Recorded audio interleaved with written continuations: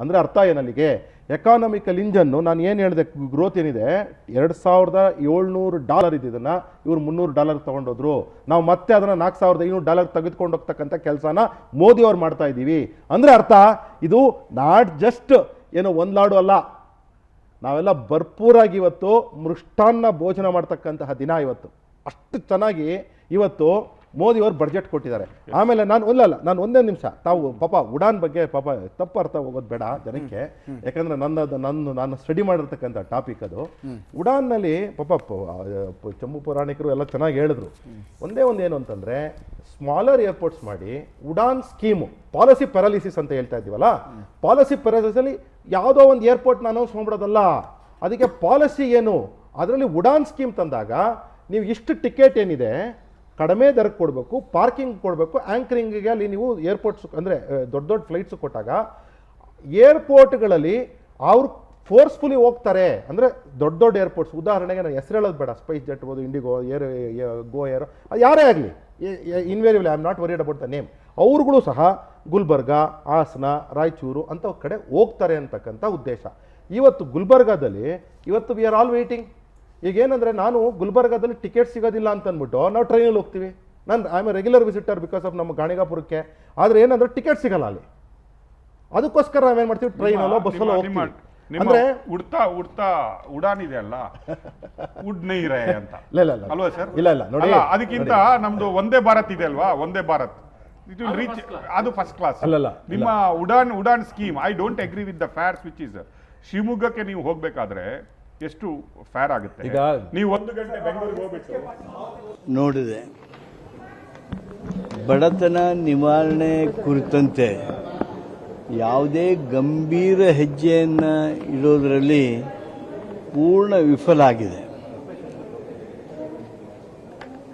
Housing ಕ್ಷೇತ್ರ ನಮ್ಮ ದೇಶದ ಒಂದು ದೊಡ್ಡ ಸಮಸ್ಯೆ, ಸವಾಲು. ಆ ಸವಾಲನ್ನು ಪರಿಣಾಮಕಾರಿಯಾಗಿ ಪರಿಹರಿಸುವಂಥ ಒಂದು ಅಂಶ ಸಹಿತ ಇಲ್ಲ. ಇದು ಬಜೆಟ್ ಏನು ಬಿಹಾರದ ಚುನಾವಣಾ ಮ್ಯಾನಿಫೆಸ್ಟೋನೋ, ಇದು ಏನು ಒಂದು ರಾಜ್ಯಕ್ಕೆ ಕೊಡುವಂಥ doles. What have they thought of themselves? This is nothing but weakening the federal government. ನಮ್ಮ ಸಂವಿಧಾನದಲ್ಲಿರ್ತಕ್ಕಂಥ ಈ ಫೆಡರಲ್ ವ್ಯವಸ್ಥೆಗೆ ಒಂದು ರೀತಿ ಡೈಲ್ಯೂಟ್ ಮಾಡ್ತಕ್ಕಂಥ, ತಮ್ಮ ಮನಸ್ಸೇಚ್ಛೆ ಬಂದ ಹಾಗೆ ಮಾಡ್ತಕ್ಕಂಥ ಈ ಬಜೆಟ್ ಎಕ್ಸಸೈಸ್ ನಿಜವಾಗಿಯೂ ನಮ್ಮ ಕರ್ನಾಟಕಕ್ಕೆ, ದೇಶಕ್ಕೆ ನಿರಾಶೆಯನ್ನು ತಂದಿದೆ. ಏನು ಈ ಬಜೆಟ್ನಲ್ಲಿ ಕರ್ನಾಟಕ ಏನೇನೋ ಅಪೇಕ್ಷೆ ಮಾಡ್ತಿತ್ತು. ಕನಿಷ್ಠ ಪಕ್ಷ ಭದ್ರಾದಲ್ಲಿ ಹಿಂದೆ 5,000 ಕೋಟಿಗಿಂತ ಹೆಚ್ಚು ಕೊಟ್ಟಿದ್ರು, ಅದನ್ನು ಕೊಟ್ಟಿರಲಿಲ್ಲ. ಮತ್ತೆ ಅನೌನ್ಸ್ ಮಾಡ್ತಾರೆ, ಈ ಸಲ ಬಿಡುಗಡೆ ಮಾಡ್ತಾರೆ ಅಂಥೇಳಿ ಏನೂ ಬರಲಿಲ್ಲ. ಕೃಷ್ಣನ್ ನ್ಯಾಷನಲ್ ಪ್ರಾಜೆಕ್ಟ್ ಮಾಡ್ತೀವಿ, ರಾಷ್ಟ್ರೀಯ ಪ್ರಾಜೆಕ್ಟ್ ಮಾಡ್ತೀವಿ ಅಂಥೇಳಿ ಅವರ ನಾಯಕರುಗಳೇ ಹೇಳಿದರು, ಅದು ಎಲ್ಲಿನೂ ಕಾಣಲಿಲ್ಲ. ಈ ಎಲ್ಲ ರೀತಿಯಾಗಿರ್ತಕ್ಕಂಥ ಸಂಪೂರ್ಣ ನಿರಾಶೆ ತಂದೊಡ್ಡತಕ್ಕಂಥ, ಬಡವರಿಗೆ ಯಾವುದೇ ರೀತಿಯಾಗಿರ್ತಕ್ಕಂಥ ಹುರುಪನ್ನು, ಉತ್ಸಾಹವನ್ನು ತುಂಬದೇ ಇರತಕ್ಕಂಥ ಬಜೆಟ್ಟು ಇದು ಕೇಂದ್ರದ ಬಜೆಟ್ ಆಗಿದೆ. ಅಷ್ಟೇ ಅಲ್ಲ, ಇವತ್ತು ಕೃಷಿಕರಿಗೆ ಏನು ತೊಂದರೆಗಳಿದಾವೋ ಆ ತೊಂದರೆಗಳನ್ನು ಏನೂ ಅಡ್ರೆಸ್ ಮಾಡಲಿಲ್ಲ. ಮೈಕ್ರೋ ಫಿನಾನ್ಸ್, RBI ರಿಕಗ್ನೈಸ್ ಮೈಕ್ರೋ ಫಿನಾನ್ಸ್ನಿಂದ ಜನರಿಗೆ ಏನು ತೊಂದರೆ ಆಗ್ತಾ ಇದೆ, ಜನ ಆತ್ಮಹತ್ಯೆ ಮಾಡ್ಕೋತಾ ಇದ್ದಾರೆ, ಅದಕ್ಕೇನು ಪರಿಹಾರ ಕೊಡಬೇಕು ಅನ್ನೋದ್ರ ಬಗ್ಗೆ ಎಲ್ಲಿಯೂ ಆಲೋಚನೆನೇ ಬರಲಿಲ್ವಲ್ಲ. ಆಂಧ್ರದಲ್ಲಿ ಸಮಸ್ಯೆ ಆಗಿದೆ, ತೆಲಂಗಾಣದಲ್ಲಿ ಸಮಸ್ಯೆ ಆಗಿದೆ, ಕರ್ನಾಟಕದಲ್ಲಿ ಸಮಸ್ಯೆ ಆಗಿದೆ. ತಾನೇ ನಮ್ಮನ್ನು ಕೂಡ್ಕೊಂಡಿರುವ ಹಿರಿಯ ಪತ್ರಕರ್ತರು ರಾಮಕೃಷ್ಣ ಉಪಾಧ್ಯಾಯ ಅವರನ್ನ ನಾನು ಮೊದಲ ಅಭಿಪ್ರಾಯ ಕೇಳ್ತೀನಿ. Budget 2025-26 first reaction sir. ನಾನು ಫಸ್ಟ್ ರಿಯಾಕ್ಷನ್, ಈಗ ತಾನೇ HK ಪಾಟೀಲ್ ಮಾತಾಡ್ತಾ ಇದ್ದೆ, ಕರ್ನಾಟಕಕ್ಕೆ ಏನೋ ಕೊಟ್ಟಿಲ್ಲ, ಬಡವರಿಗೆ ಏನೋ ಕೊಟ್ಟಿಲ್ಲ, ಕೃಷಿ ಇದಕ್ಕೇನು ಕೊಟ್ಟಿಲ್ಲ, ಆಮೇಲೆ ಹೌಸಿಂಗ್ ಏನು ಕೊಟ್ಟಿಲ್ಲ, ಇದೆಂತ ಬಡ್ಜೆಟ್ ಇದು, ಮನಸ್ಸೋ ಇಚ್ಛೆ ಕೊಟ್ಬಿಟ್ಟು ಫೆಡರಲ್ ಸಿಸ್ಟಮ್ ಬಗ್ಗೆ ಮಾತಾಡ್ತಾ ಇದ್ರು ಅವರು. ಅದೇ ಹೇಳೋದು, ಮಾತಾಡಿ ಇವರು ಕೇಂದ್ರ ಸರ್ಕಾರ ಏನೋ ಮಾಡಿಲ್ಲ ಅಂತ ಹೇಳಿ, ಇವರು ಏನು ಮಾಡಿದ್ದಾರೆ ಇಲ್ಲಿ ಕರ್ನಾಟಕದಲ್ಲಿ? ಹೌಸಿಂಗ್ ಹಿಂದೆ ಬಿದ್ದಿದೆ. ಅಟ್ಲೀಸ್ಟ್ ಮೋದಿ 5 ಕೋಟಿ ಜನರಿಗೆ 5 lakhs ವರ್ತ್ ಆಫ್ ಇದು ಹೌಸಿಂಗ್ ಕೊಟ್ಟಿದ್ದಾರೆ. ಕರ್ನಾಟಕದಲ್ಲಿ ಈಗ ಹೌಸಿಂಗ್ ಇದೇ ನಡೀತಾ ಇಲ್ಲ. ಮತ್ತು ಬಡವರಿಗೆ ಅಂತ ಹೇಳ್ಬಿಟ್ಟು ನೀವು ಈ ಸ್ಕೀಮ್ಗಳು ಬಿಟ್ಟರೆ ಉಳಿದ ಯಾವುದೇ ಹಳೇದು ಏನೇನಿತ್ತು ಏನೋ ಸ್ಕೀಮ್ಸ್ಗಳು ಬಡವರಿಗಾಗಿ ಮಾಡಿರ್ತಕ್ಕಂಥದ್ದು ಅದರಲ್ಲಿ ದುಡ್ಡಿಲ್ಲ, ಅದಕ್ಕೆ ಕೊಡೋಕ್ಕಾಗ್ತಾ ಇಲ್ಲ ಕರ್ನಾಟಕ ಸರ್ಕಾರಕ್ಕೆ.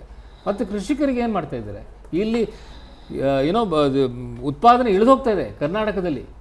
Nothing has been done in terms of agriculture. So ಇದು ಕರ್ನಾಟಕದ ಪರಿಸ್ಥಿತಿ. ಹೀಗಿರುವಾಗ ಇವರು ಕೇಂದ್ರ ಸರ್ಕಾರ ಅದು ಮಾಡಲಿಲ್ಲ ಇದು ಮಾಡಲಿಲ್ಲ ಅಂತ ಹೇಳ್ತಾರೆ. ಬಟ್ ಆದರೆ ನಾನು ಕರ್ನಾಟಕದ ಪರವಾಗಿ ಹೇಳೋದಾದರೆ, ನೀವು ಲಾಸ್ಟು ಭದ್ರಾ ಪ್ರಾಜೆಕ್ಟಲ್ಲಿ 5,300 ಕೋಟಿ ಕೊಡ್ತೀನಿ ಅಂತ ಲಾಸ್ಟ್ ಬಜೆಟಲ್ಲಿ ಹೇಳಿ, ಐ ಥಿಂಕ್ 2 ವರ್ಷದಿಂದ ಹೇಳಿದ್ದು ಇದುವರೆಗೂ ಬಂದಿಲ್ಲ. ಅದೊಂದು so it has to be done.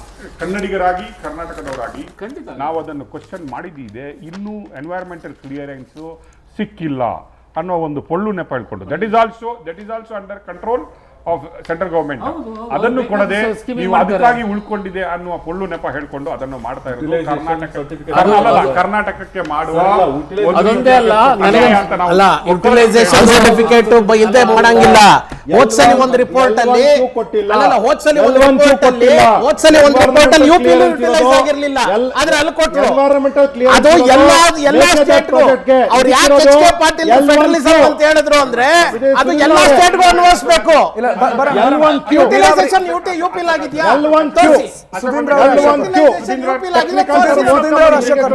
ನೀರಾವರಿ ಬರೋಣ. ನಿಮಗೆ ನಾನು ಟೈಮ್ ಕೊಡ್ತೀನಿ.